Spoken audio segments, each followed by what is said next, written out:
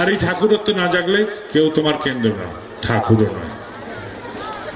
মূর্খতা তাই ওই ফটোর মধ্যে ঠাকুর আছেন, ওই সিংহাসনে ঠাকুর আছেন, ওই বাড়িতে ঠাকুর আছেন, ওই দেবালয়ে ঠাকুর আছেন, ওই মানুষের মধ্যে ঠাকুর আছেন, এইটাকে খুঁজে যে দেখে সে হচ্ছে অজ্ঞানী।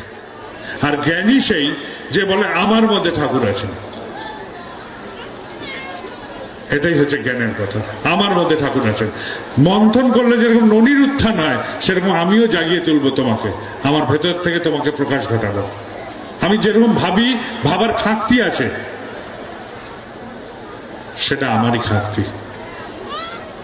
এরকম করে নিরন্তর প্রকাশ যদি করতে থাকি, তাহলে মানুষ একদিন বলবে যে না, এই মানুষটা ঠাকুরেরই মানুষ, এর চলা বলা করা সমস্তটা ঠাকুরের মতো, এর ভাবনা চিন্তা সমস্ত কিছু।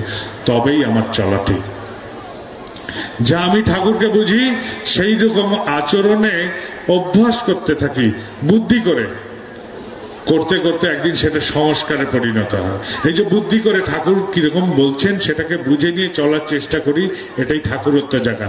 আর এই ঠাকুরত্ব না জাগলে কেউ তোমার কেন্দ্র নয়, ঠাকুরও নয়।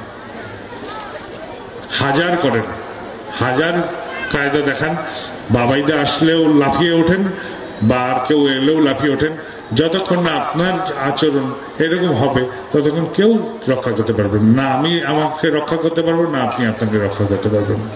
এটাই হচ্ছে সহজতম কথা, এটাকে বোঝেন।